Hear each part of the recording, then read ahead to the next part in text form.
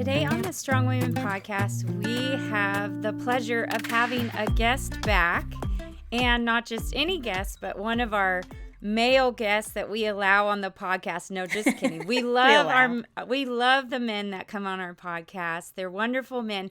And today Glenn Sunshine is returning. If you haven't listened to his first episode, it's episode 20, and we talked to him about the women of Thanksgiving. That was our special Thanksgiving episode. So make sure you go back and listen to that one. But today, Glenn is going to talk to us about the women in the Reformation. So let me tell you about him really quick. He's the former professor of history at Central Connecticut State University, and he is a senior faculty member here at the Colson Center and contributes often to through articles and the Breakpoint commentary. So go to the Colson Center website, and there's tons of wonderful articles written by Glenn that you can read. And he also is new on staff with Reflection Ministries and writes for them and is teaching some online courses. So Glenn, thank you so much for coming back on the Strong Women podcast. It's great to be back. Thanks for having me. Okay, so today we are looking at this episode as a history episode. So Sarah and I love studying history, and we're excited to learn from Glenn today. And I just wanted to start the podcast by encouraging those of you listening who are thinking, "Oh, I don't know anything about the women of the Reformation. I've never even studied it." Well, good news, you don't have to have studied it before. And actually, I know Sarah has read way more church history than I have. And obviously, Glenn's our teacher today, so he knows a ton. And we wanted to offer this podcast to all of us who don't know that much about it so that we can really spend some time learning our family history as believers. These are women who are our sisters in Christ, who took their faith in Christ seriously and lived their lives in accordance to that. So we want to learn about them and learn from them. So without further ado, let's jump into this podcast, Sarah, and learn from Glenn. For those of you that did listen to our episode with Glenn, when we got to the very end, we said, "Okay, Glenn, who would you have coffee with? What woman would you have coffee with?" And he said, "I'd have beer, because I'd have beer with Katie Luther." And both Aaron and I were like, this is the next episode we're going to have with Glenn. So Glenn kindly agreed to come back and talk about that. But he said, "Hey, listen, I want to talk about more than just Katie Luther, because there were several very influential women during the Reformation. A lot of them were married to some of the reformers." So we wanted to dive into that a little bit more. But before we do, Glenn, I wanted to just kind of back up and set the stage a little bit about Christianity's view of women has kind of gone on a roller coaster throughout history. And I'm hoping you can kind of set the stage, like Christianity's attitude towards women, and then, from the very beginning, and then like, where is it during this Reformation time? Yeah, okay. So when you look at the early church, women were really held in pretty high regard. I mean, much higher than in the pagan world. You don't get women as elders. There are a lot of reasons for that I think are as much cultural as anything else. Women didn't play roles in public life in the pagan world, and if a woman who did play a role in public life was assumed to be a prostitute. I mean, so it's very difficult then to have a church leader under those circumstances. But we do know that there were women deacons in the church, and we know that Christianity spread heavily through women coming to faith, in part because they looked at how women were treated. They were treated better. They were held in much higher esteem. They were protected in ways that they weren't in the pagan world. And frankly, from the perspective of Western history, Christianity was the best thing that ever happened to women. Where things started going wrong was a little bit later, when I suppose it's a natural thing for people to have done, but the early church began expressing Christian doctrine using categories derived from Greek philosophy. And so you get the apologists and people like that. And that's an important thing to do, and it's effective and all of that. However, they begin importing other Greek ideas into the church. And the fact of the matter is, Greece was a very, very misogynistic culture. So, for example, if you look at someone like Aristotle, Aristotle believed that in a perfect world where there was no death, there would be no women. Okay. And in fact, girls are born effectively as a result of a birth defect. Almost literally, they come out half-baked. The idea is that there's, quote, inadequate heat in gestation for the baby to fully develop. And actually, if you take a baby girl and a baby boy and put them one next to another, you can see that there's some obvious things that are missing. Uh, Although, according to Aristotle, they're not missing, they're there, but they're inside out because there wasn't enough heat to push them outward. What is clear is that Aristotle believed that women were physically inferior to men. They're obviously smaller, they on the average have less strength, all of these kinds of things. But he also believed that they were mentally inferior and morally inferior. And that's an idea that's picked up by the church. They use Eve as an example, coming out of Paul, who, by the way, puts primary responsibility for the fall on Adam. But he has that one thing about Eve being the one that was deceived.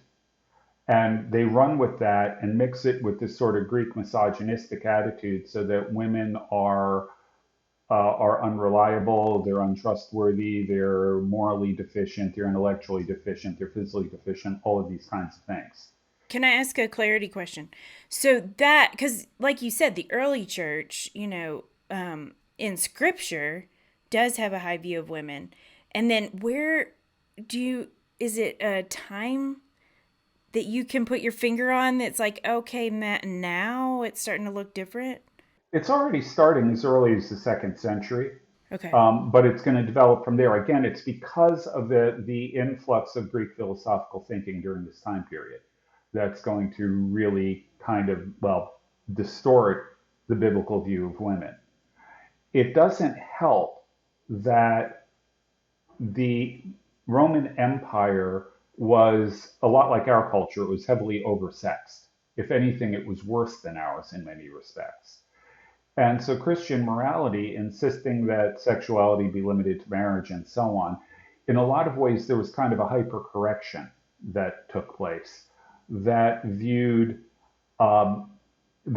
celibacy as being spiritually superior to marriage, because that's turning away from these sins of the flesh completely. It's mortifying the flesh completely. All these kinds of things, and the net result is really early on, you get people putting a tremendous amount of emphasis on virginity, on men and monks and nuns, things like that are going to develop.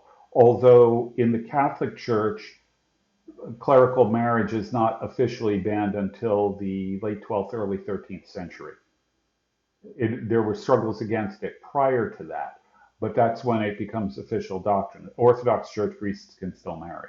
That actually preserves the older tradition. Now, what we have to remember is that the official attitude toward women from the church, the people who are writing, these things are being written primarily by celibate monks. Okay, that makes a big difference. When you look at secular culture, it isn't clear. I mean, women were still not viewed as highly as men, but that doesn't mean they weren't valued. So, for example, they had this idea called rare guilts.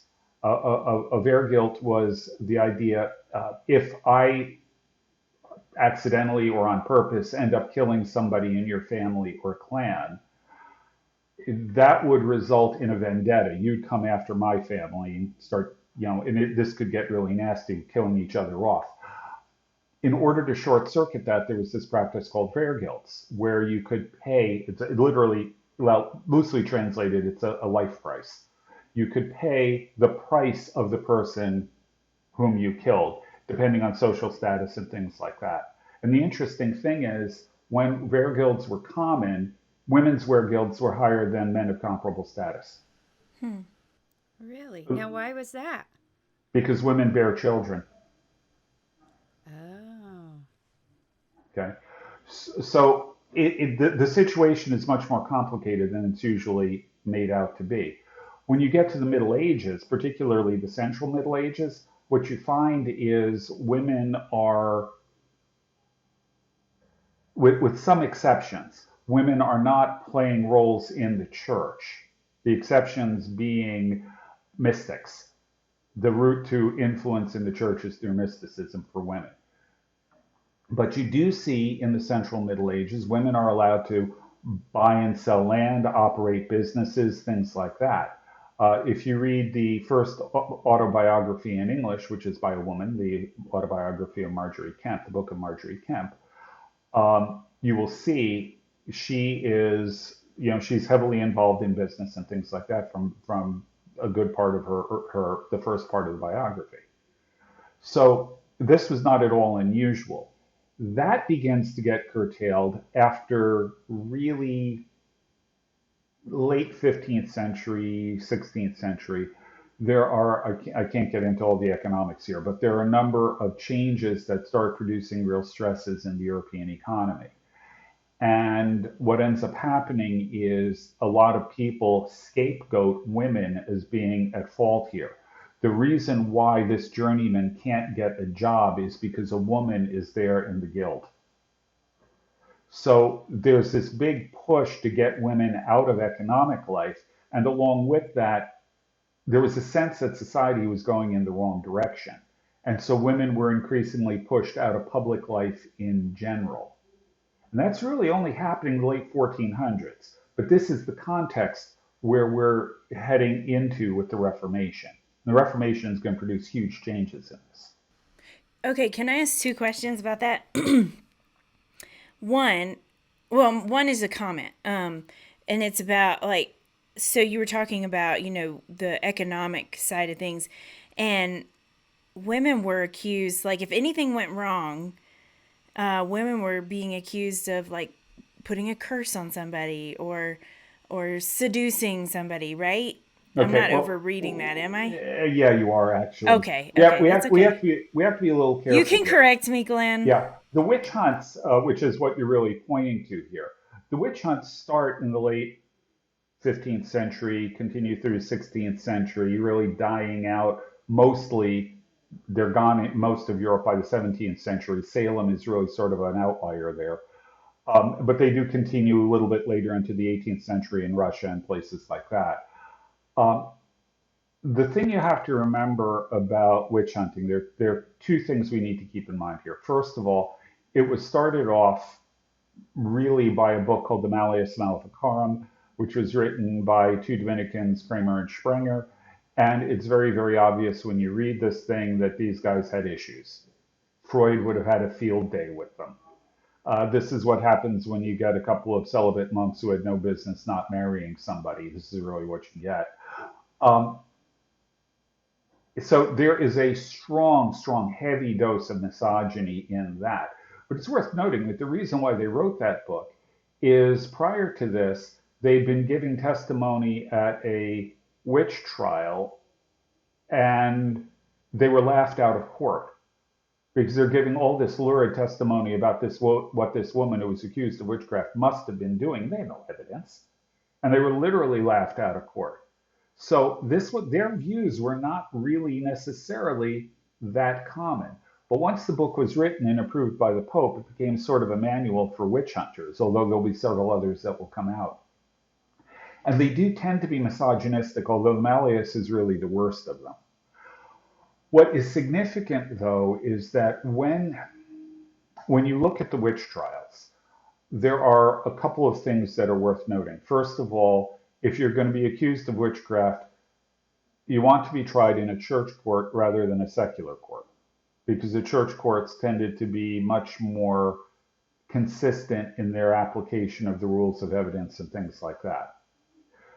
Secondly, you wanted to be tried in as high a court as possible. The more local courts were far more stringent. And here's the thing. Most of the accusations of witchcraft were leveled by other women. Okay. And yeah.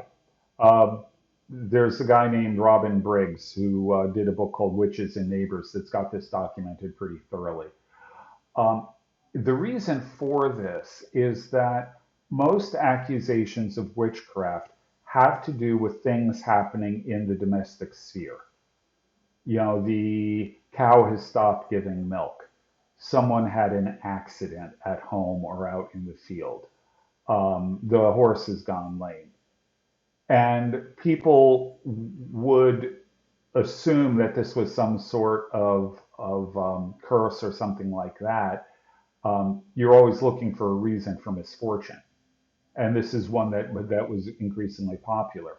But the trick is that in witchcraft accusations, you accuse people in your own social circle. You don't accuse people outside of the circle. And since women's social circle was primarily women and they were responsible for domestic life, when something went wrong with domestic life, they were the ones that leveled the accusation, and they leveled it against someone in their group, which meant another woman. Okay, sorry. As usual, all these things are a lot more complicated than they Yeah. appear at first glance. It's worth mentioning that, again, the official line, whether or not this is what happens on a social level, which I think it probably does, is that people were worried about, quote, masterless women. That is to say, a woman who is not under the authority of a father or a husband. And uh, there are a couple of things that are at work here. One of them is this general attitude that women are unreliable and morally suspect. But the other part of it is that women who are single or widowed or whatever tend to be in very small households. So they're largely by themselves, maybe, or with their children. And in general, the smaller the household, the poorer you were. So these were people who were on the margins of the community because they were economically, destitute typically. And those kinds of people are also really easy to accuse of crimes or witchcraft. So that's another factor that comes in here. Okay, so now we're at the Reformation time, and so often, when we think about the Reformation, it's of course a lot of men who were publicly doing things. But what I loved about stuff that Sarah and I have been reading in preparation for this interview is the role that women played, and oftentimes maybe just overlooked in the things that we're reading. So let's dive into a few of these women who had huge impacts on the church. And as I said before, this is our family history, and so good to learn about all these people who really contributed to the expansion of the Protestant church. So who shall we start with, Glenn? Who would you like to start with? Well, actually, I want to start with the issue of marriage. Let's just work with that as a topic, because this is going to be something that will keep coming back. Again, the Catholic Church came to the conclusion somehow that celibacy was spiritually superior to marriage, which is why you've got monks, why you've got nuns, why you've got celibate priests, and so on. Now, there were a lot of things that were seriously wrong during this period with clerical celibacy. It didn't really work. Let's just kind of put it that way. Luther came along, though, and he said, all right, let's think about this a bit. Catholic Church says that there are 7 sacraments out there. I don't really think so, because I don't see 7 sacraments in Scripture. And in fact, for something to qualify as a sacrament, I think it needs to be something that's commanded by Jesus. And most of these things weren't commanded by Jesus. Ultimately, it ends up, Luther pares it down to baptism and the Lord's Supper, although for a while he thought the sign of the cross might qualify. He dropped that one. So what does that do with marriage? Marriage is no longer a sacrament. And Luther's argument is really simple. To put it in modern terms, Jews get married, pagans get married, atheists get married, Hindus get married, Buddhists get married, Shintoists get married. How can this be a Christian sacrament? Instead, using modern terminology, he would call it a creation ordinance. This is something that's binding on all humanity. Further, he believed that it was a good and positive thing. There's no command in Scripture that priests stay celibate. Um, so this is really unnecessary. And further, he says that, frankly, marriage is, he believed, from the vast majority of people, it was actually a spiritually superior state than singleness. For the simple reason that you had to learn to live with another person, you had to learn not to have your own way all the time, you have to learn to yield to others, all of these kinds of things. You have to dedicate your life to another human being rather than just living for yourself. So he really argued that there are genuine spiritual benefits to marriage.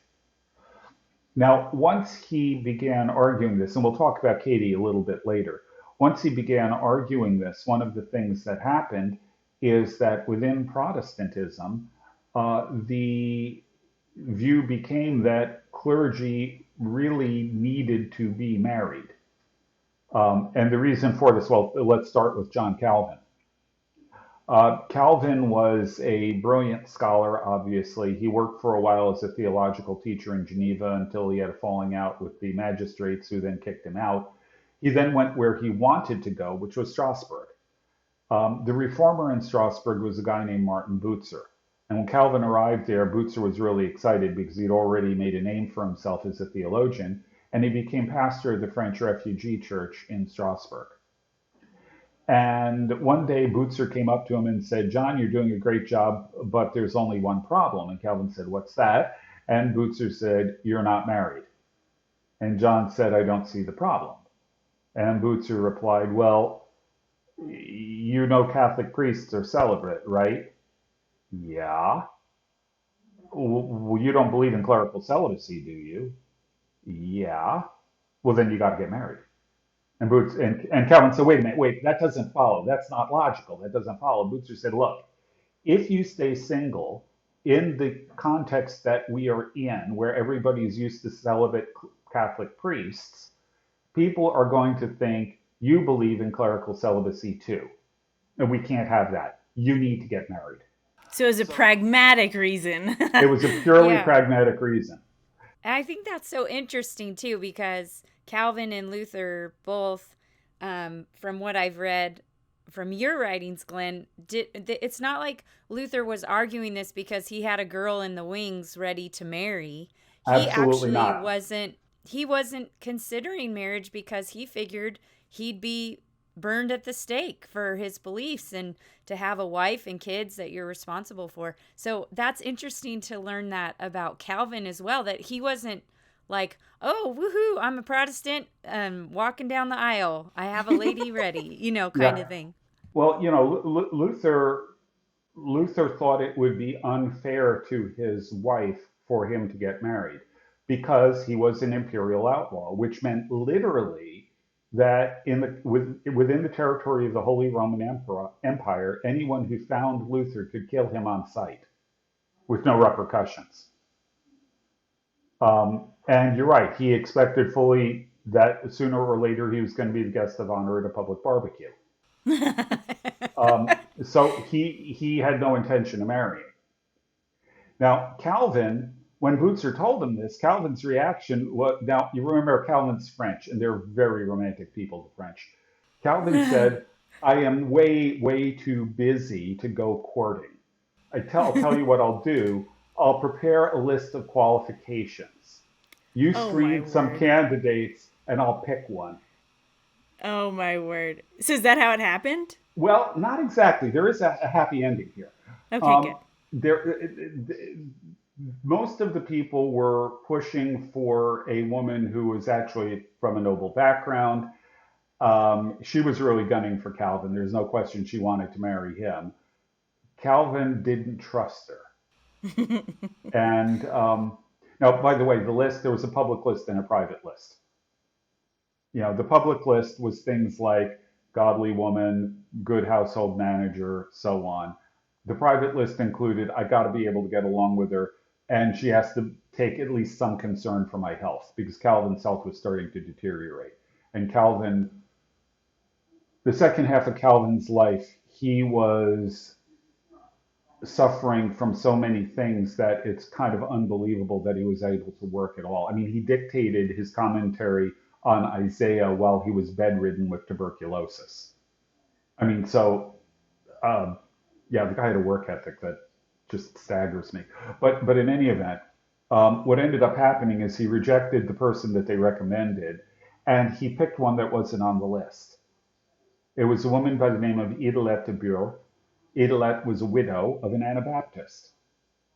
And there is at least some evidence that Calvin knew the de Bures before Strasbourg.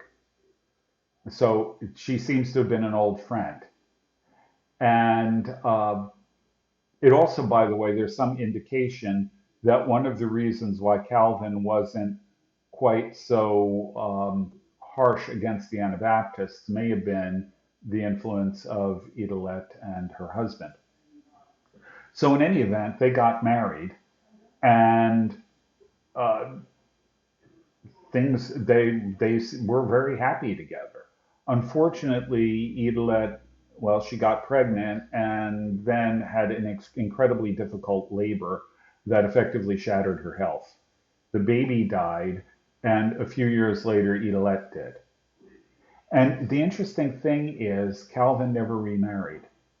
And the reason wasn't been there, done that, got the t-shirt, don't have anything to prove, I've demonstrated that I don't believe in clerical celibacy.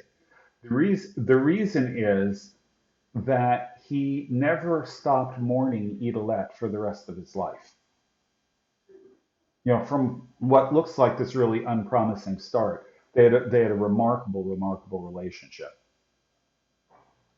So the stories of the marriages of a number of the reformers are pretty funny. We'll deal with Luther later. Yeah, because his was similar in that he didn't want to marry, and then and she was so influential over him. Yeah, and in the end, well, Katie will outlive Luther, but again, we'll talk about that more later. Another one that's worth noting, just in passing, is a woman named Wybrandis Rosenblatt. Wybrandis was actually married to a humanist reformer by the name of Ludwig Keller. Not clear he was a Protestant. He died in 1526, after which she married Johannes Ecolampadius, who was the reformer of her home city of Basel. He died 5 years later in 1531, so she married one of his associates, Wolfgang Capito, a fairly important reformer. Both Ecolampadius and Capito, sort of second-tier reformers. He died in 1571. Actually, no, that can't be right. It can't be 1571. I've got the wrong date there. Called 1541, I think, would be more accurate with that. By that point, Capito was actually an associate of Butzer in Strasbourg. Butzer's wife died at about the same time, or shortly thereafter, and on her deathbed, she asked Butzer to marry Wybrandis. So they got married. He was then exiled out of Strasbourg to England. She accompanied him to England. When he died there, his death would be 1571. No, that can't be right. I got the wrong dates here. Anyway, when Butzer died, she returned to Basel, and then eventually she died in 1564 of plague. Now, the interesting thing is that in the midst of all of this, with these four different reformers, if you include the humanist at the beginning, she had 11 children, most of whom actually didn't live to adulthood. And she also took care of the families of her four husbands. So she was there. I mean, public role, not much, but she was the one who maintained everything in the family, in the household, keeping everything in order for all of these guys so that they could do the public work. Now, not all the women were like Idelette or Wybrandis. There were some that actually played a very public role. Probably the most prominent example of this is a woman by the name of Catherine Schutz Zell.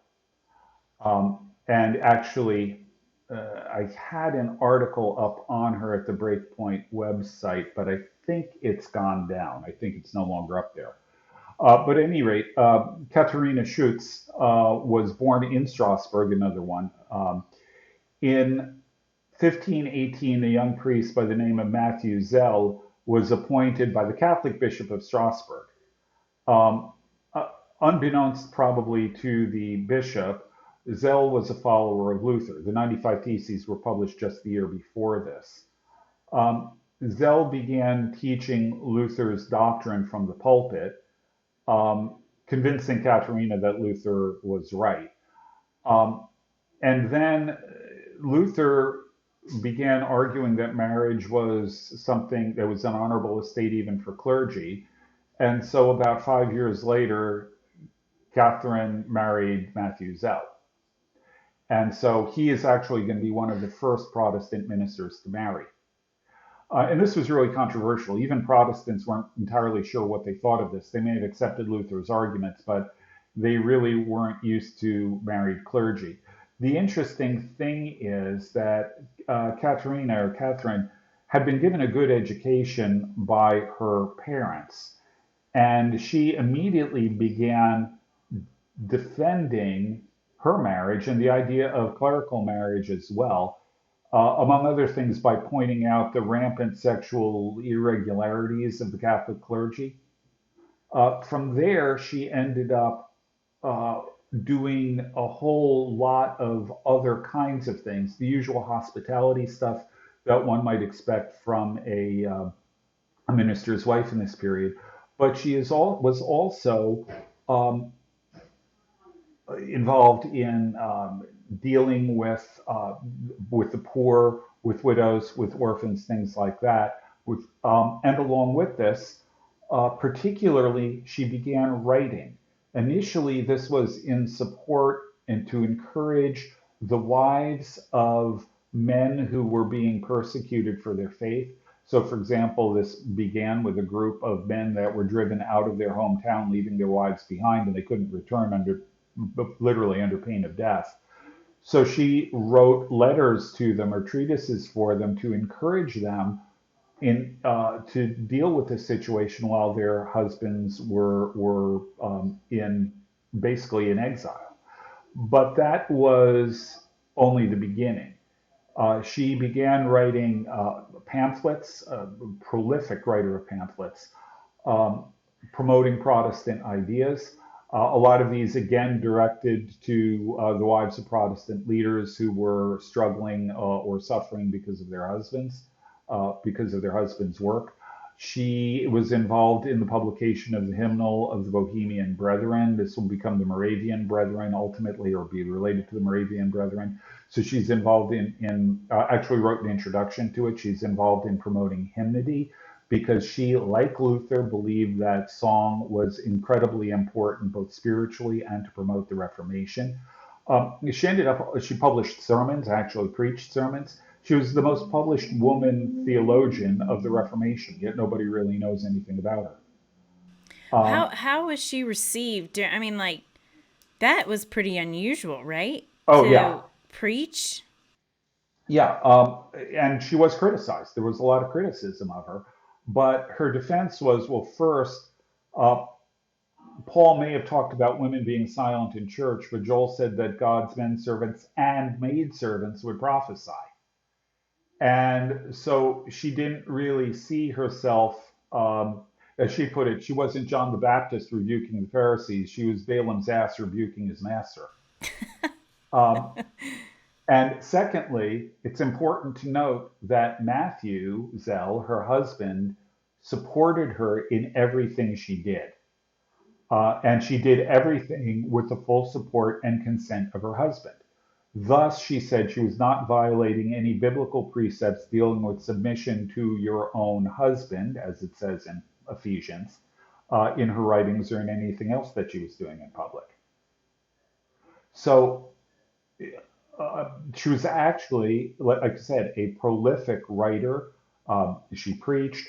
She showed a remarkable degree of tolerance in a period when Anabaptists, again, were looked down upon. She welcomed them.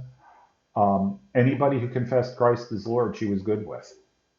Um, so she ended up ultimately um, writing a great deal, as I said, and she was a friend of Bucer's. So when Bucer was exiled, Katharina hid him in her house until he could be safely smuggled out to get to England. And then, by the way, um, uh, she continued after this, even though she was in a marginal position in Strasbourg.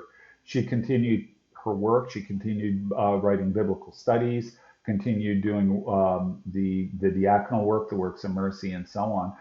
And the interest that her ecumenism went really far. There was a guy named Caspar Schwenkfeld who was a spiritualist who believed that God was speaking to him directly, and an Anabaptist. He died in Strasbourg, and there was no one else in the city willing to conduct a funeral. She conducted a funeral for him. Yeah, I love her courage, and I think like I'm just thinking about all these things you're mentioning, and her courage seems to go along with her study and conviction of Mhm. theology and the scriptures.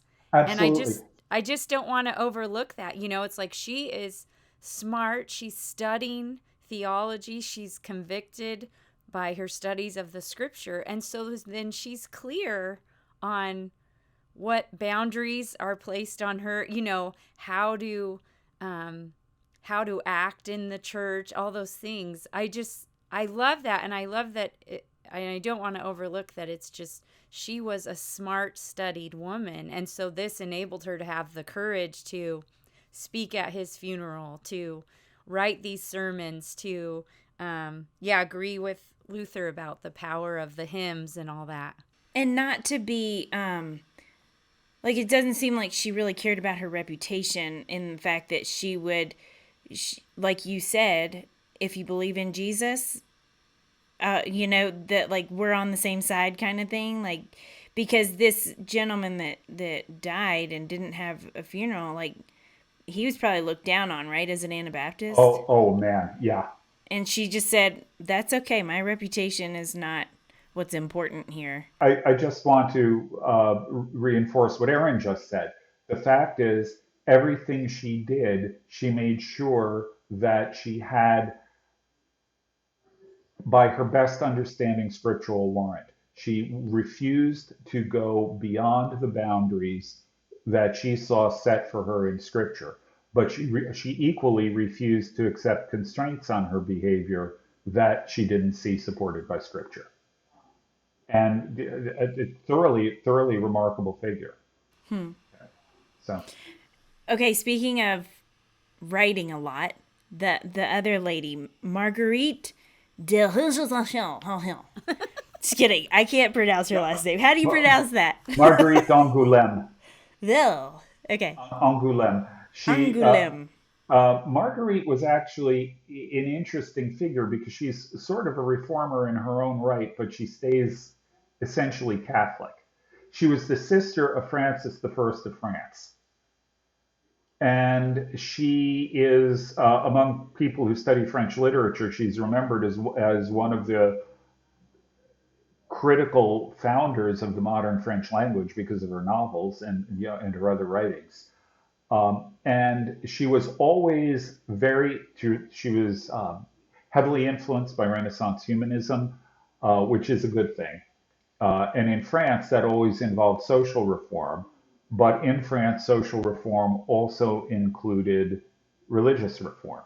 And when we talk about Renaissance humanism, this is a whole different subject, but don't think of modern humanism. It is not irreligious in any way, shape, or form. But so she was promoting religious reform at court. When she married the King of Navarre and moved down there, she continued to promote religious reform. She sheltered reformers at her court.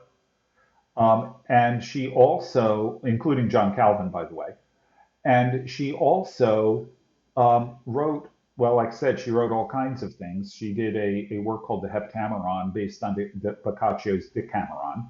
It means the 7 days. And in the Heptameron, it's the same sort of thing that different people are telling stories and you get to know their personalities and so on. And what's remarkable about it is that there are some stories that are religious and there are some others that are downright bawdy. And keep in mind, there's a difference between bawdy and raunchy. Okay, so we're clear on this. But she also wrote a work called, in English, The Mirror of the Sinful Soul, which is an introspective devotional writing that actually got her accused of being a closet Protestant.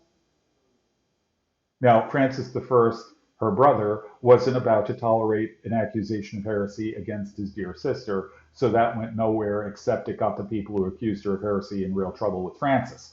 But but um, she's a key figure in the reform in France because she's at least halfway to Protestantism.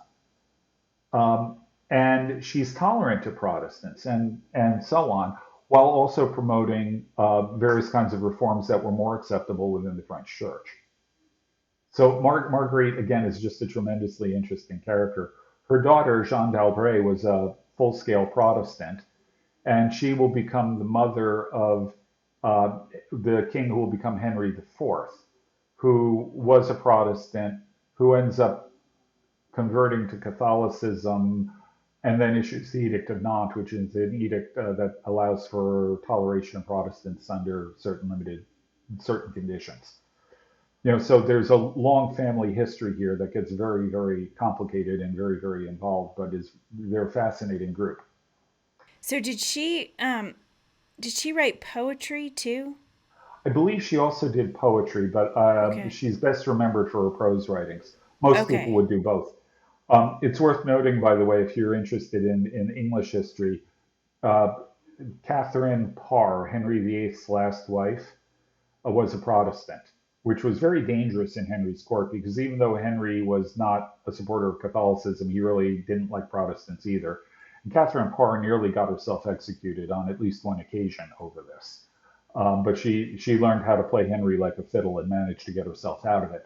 But Catherine actually encouraged and helped Elizabeth, her stepdaughter, I guess, translate The Mirror of the Sinful Soul from Marguerite of Angoulême into English, which is one of the things that got her accused of being Protestant, even though Marguerite was officially Catholic. Yeah, Henry VIII was not Protestant. He's basically Catholic, but he didn't want to obey the Pope. Yeah, he's Catholic minus the Pope, yeah, pretty Yeah. much. Well, yeah, I thought she was such a fascinating one because, like you said, she never became Protestant, but like you said, it's like she went halfway there, and she defended Protestants and helped save some of their lives, and by influencing her brother, who was the king. But I thought it was so interesting that her legacy ended up being Protestant, like Yeah. her daughter, which just, it made me just wonder and want to know even more. Like, okay, so what was she teaching her daughter who ends up being a Protestant? And yeah, again, just this legacy of obviously openness to Protestantism, So, anyways, I thought that was just really, she's a complicated, interesting figure in the reformer history. And then we get to Katie Luther. Yes, that's what I was just going to say. We got to talk about her. The beer making reformer's wife. Yeah, or the reformer's beer making wife, or something. Yeah, yeah. Anyway, the Katie was born to probably a low-level noble family. Katerina von Bora, the von points to the noble background. We don't know a lot about her early life. We do know she ended up in a convent. And there are a couple of reasons why, well, people who were put in convents or monasteries, some of them loved it, some of them really, took to the life and really liked it, but a lot of them, frankly, were stuck in these things because, particularly women, because the family couldn't find a suitable spouse or couldn't afford a good enough dowry or simply were too cheap to pay the dowry. Yeah, it was cheaper for them to go to the convent Right. than to And actually get married. right. And as a result, there were a lot of people who were locked away in these monasteries that really didn't want to be there, didn't want to have anything to do with it, who were just sort of stuck there. Well, she went there so young, right, Glenn? Like Right. she was a little girl when she was sent to be a nun at the monastery. Yeah, probably, I would guess probably around 6. And, she really did not want to be there. And a lot of the other nuns in her convent didn't want to be there either. And then Luther comes along, and she hears about this reform not far away in Wittenberg. And Luther talking about the fact that vows of celibacy are worthless, they're presumptuous and everything else, there's no spiritual benefit to it, and so on. And the net result is she sends a letter to Wittenberg asking Luther for help. He contacted a friend of his who was a councilman in the nearby city of Torgau, who was also a merchant, who supplied fish to the monastery. So they worked it out so that on Easter, well, the day before Easter, he arrived at the monastery with a supply of herring, delivered those herring barrels, took other herring barrels on his cart, and as they went out, smuggled out a bunch of nuns, including Caterina. Either the sources vary here. It was either amid the herring barrels or in the herring barrels. A very different Oh, wow. outcome to that. Yeah. Well, anyway, they made their way to Wittenberg, and Luther wanted to return them to their families, but that was actually illegal. So most of the families didn't want them back. Some of them took them, but most of them didn't. So the next trick is to try to find them husbands. So we've got a bunch of nuns. We have a bunch of people that we're training for the priesthood. Now we're training for the pastorate. This is sort of a friendly thing. So And a we bunch don't of the believe in nuns, celibacy. right? So a bunch of the nuns are now married off to the seminary students who are going to become pastors. But there was a problem with Caterina because she was older, and although they proposed 2 different matches for her, she refused both of them because she was older than they were, and it was inappropriate for an older woman to marry a younger man. So eventually, she was staying with one of Luther's friends, another major figure in the Reform, and she told him basically she was going to marry him or Luther. You guys Luther, decide. Who's it going to be?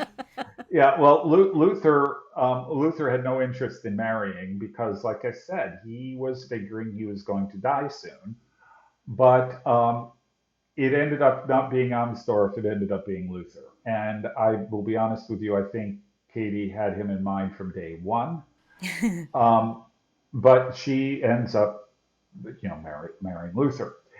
And What makes you think that, Glenn, by the way? Is it because her he personality, was a hero or, okay, her personality. personality suggests that she's going to set her mind on a goal and is going to achieve it. And essentially, the argument she presented to Luther was basically, you're preaching clerical celibacy. You don't know what's going to happen. It's presumptuous of you to assume you're going to get executed. And even if you are, you're presuming that God would not be able to take care of your widow.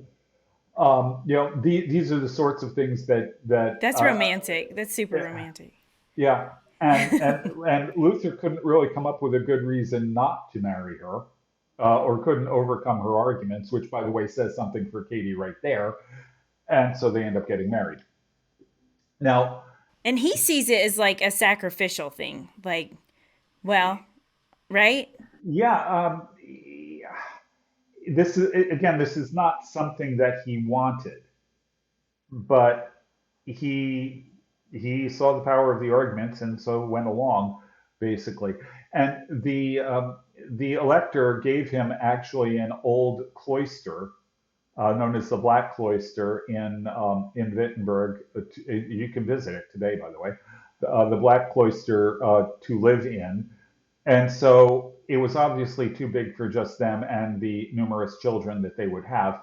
But it usually housed about 30 students, and then along with this, other guests and things like that. And it wasn't unusual for Luther to come home and say, Katie, we've got 27 people who are refugees from persecution in this town over here. We really should give them bed and probably give them dinner. And it's not like And, she and could it, just run to the grocery store. I mean, that just stresses me out so much to think about her life. So 27 people, what you gonna cook? yeah, I mean, this was the kind of thing she was doing. She was running a boarding house. She would get unexpected guests, sometimes in quantity, and she handled it all with aplomb. Along with this, by the way, as mentioned before, she brewed beer. The cloister came with a number of farms in the outlying areas. She ran the farms. She bred cattle. She was up at 4:30 every morning to get all of her work done, which caused Luther to refer to her as the Morning Star of Wittenberg. Um, this is a woman that is the sheer quantity of stuff that she did was stunning. She also handled, by the way, all of Luther's dealings with printers because Luther, frankly, had no head for business and didn't really pay much attention to that kind of thing. And actually, they began depending more on Katie's income than on his salary as a pastor and professor. Katie was the one who was really supporting the family in the midst of all of this. Luther even asked her. Luther even asked her for theological advice. I mean, so the woman was kind of amazing. She's helping him publish his writings and stuff, is what you're saying. Okay, can you explain the cloister? However, am Cloister. I saying that right? So is that like a castle? Like I'm trying to picture, and now that I know you can go visit it, I really want to. But Yes. Yeah. so explain even that home Okay. that she's running. Yeah, it had been it's essentially a monastery. It had been a monastery for students from one of the religious orders, I don't remember which one off the top of my head, who were attending the University of Wittenberg. So they were monks, but they were going to the university, but they still had to live in their monastery with the fellow members of their order. With Protestantism, the orders sort of stopped going to Wittenberg, and so the cloister was empty, and so the elector, John Frederick, gave it to the Luthers. Okay, and you alluded to the fact that uh, he asked her advice on theology sort of things. And talk Mostly about practical ecclesiology, but yeah. okay. So talk about the like the table talks that he would have with his students and how she was a Mhm. participant in that, right? Yeah. Yeah, the students would sit around the table with Luther, and as you might imagine, they'd be asking him questions and they'd be having discussions. And Katie would be involved in those too. And years later, these were written down in a book called Table Talk. Um, it's years after the fact, so we don't know how accurate people's memories were, but still, it gives you some idea of what family life was like. And it is family life. Luther was a musician. Not only does he write words for hymns, sometimes composing melodies and sometimes using popular folk songs, well, drinking songs, but he also played lute or citern, I'm not sure which it was, and he and the family would frequently sing together. With Luther accompanying them and Katharina there as well. So we got, there are interesting portraits, actually paintings of Luther's family life, and there are, along with this, there are also the accounts we get in Table Talk and elsewhere from it. Now, And the they kind thing of that, teased each other, right? I've read a couple snippets of the oh yeah, table talk, and they have like this really funny. I oh imagine they yeah. would be like us and our husbands, Aaron. Just kind of like pick at each other about things. Okay. Now, if you know anything about Luther, this guy had a personality the size of the great outdoors. And if it would be very easy for him to absolutely crush his spouse, given the size and intensity of his personality. He referred to her regularly as Katie, my rib, coming from the story of Adam and Eve. She respected him greatly and tended to refer to him simply as Herr Doctor. You know, having said that, Katie's personality ends up being more than a match for Luther. At one point, Luther said, "Get yourself a wife, and your mind, however fussy, will become straight as a ribbon. It will be reduced to one idea, to do and think exactly as she says." And at one point, he said to her, "Katie, you have a husband who loves you. Let someone else be empress."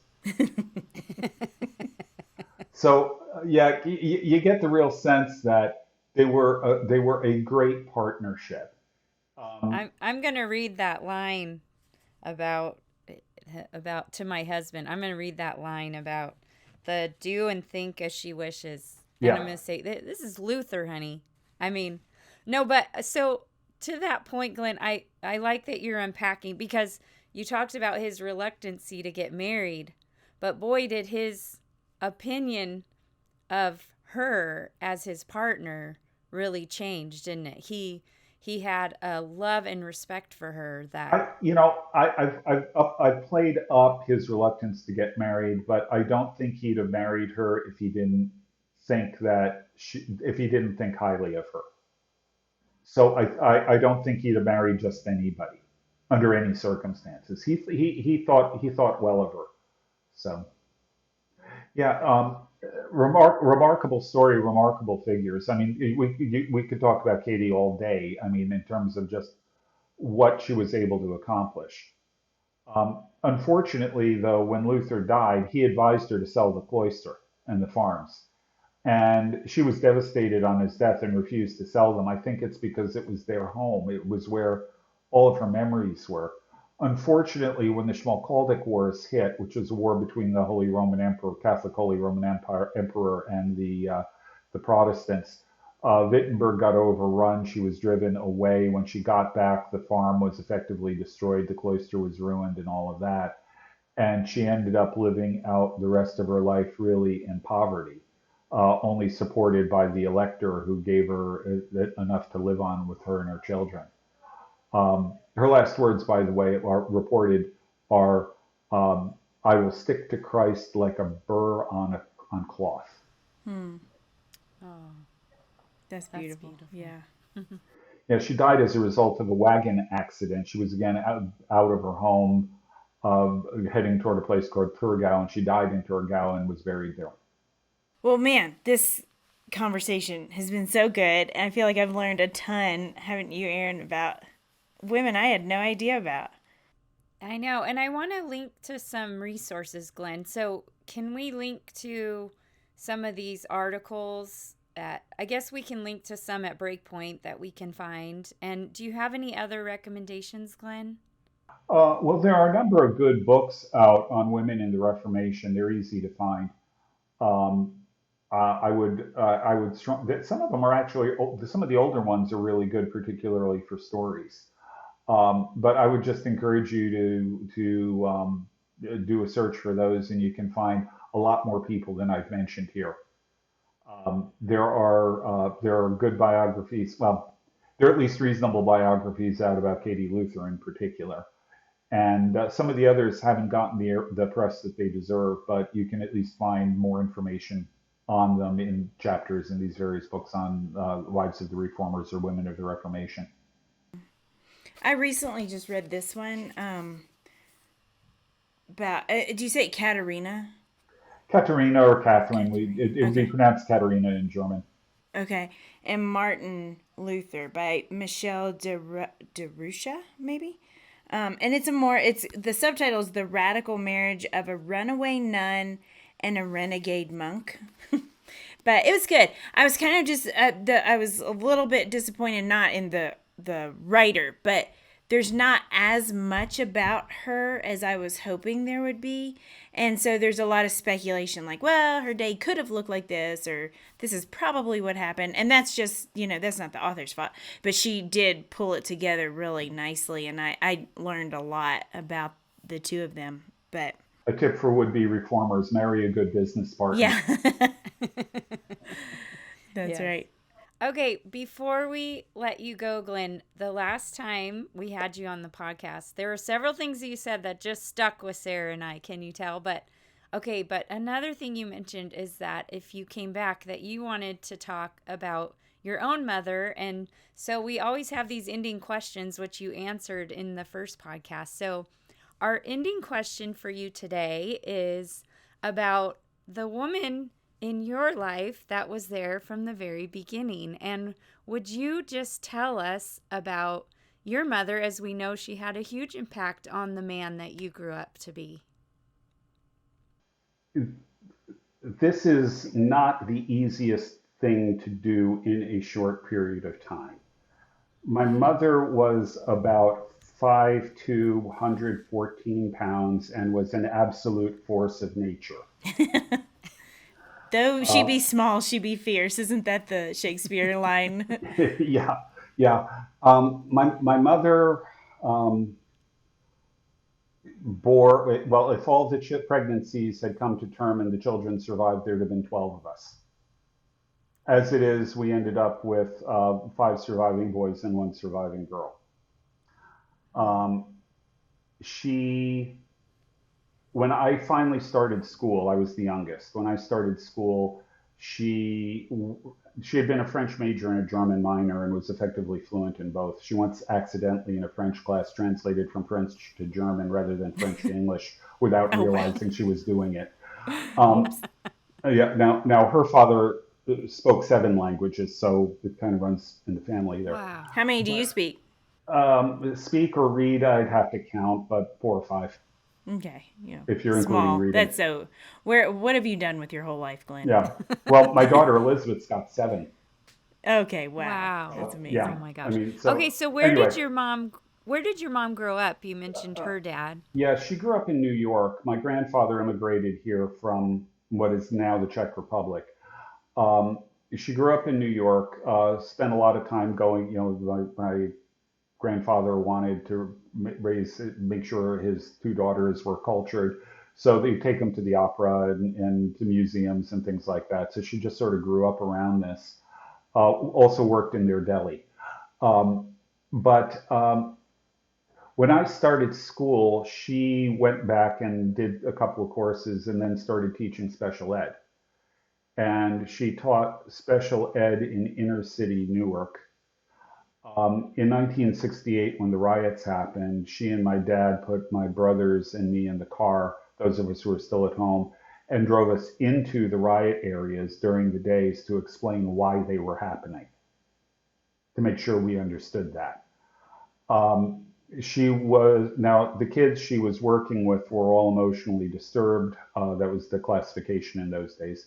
Most of them had multiple issues. And as a result, well, one day I went into class with her just to sort of help out and that kind of thing. And one of the kids flipped out, and she was kind of embarrassed because he got 3 chairs off, throwing 3 chairs across the room before she managed to stop him. And she stopped him by basically running him over with a desk and then sitting on him until he calmed down. Uh, she was the only grandmother in her judo class. I love that. When I talk about her as a force of nature, this is what I mean. Back when they first bought the house back in the 40s, they wanted to do some work on it, enclose the porch or something. And my dad was working, so she went out and bought the materials and started working on doing the porch. And pretty soon the building inspector showed up and knocked on the door, and she answered, and he said, where's your permit? And she says, permit? He says, yeah, you need a permit for work on your house. And she apologized. She said she didn't know that. She'd go down to the town hall and get one, right, the next day. And he said, well, yeah, you have to make sure you do that or your husband could be in jail. And she said, well, it wouldn't be my husband, it would be me. I'm the one who's doing the work. And he looked at her like, you're doing it? He said, yeah, my husband works. So if it's going to be done, I've got to do it. Next day, 8 in the morning, knock on the door. Building inspector's there. And she says, I'm sorry, I haven't had a chance to get down to the town hall. I haven't done any more work since. He says, don't worry about it. And he handed her the permit. And and she said, how much do I owe you?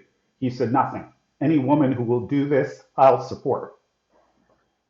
And then he kept stopping by the house to give her tips on how to do. I mean, you couldn't go to Wikipedia to find out how to do this stuff. So he would come to the house and give her tips and explain how to do what she was trying to do. And so she did the renovations on the porch. She renovated a whole lot of the inside of the house. One summer when my brothers were at camp, she knocked down a couple of walls and put up paneling and things like that. Um, she had a PhD equivalency. She was being paid as if she had a PhD because that was X number of credits past a master's.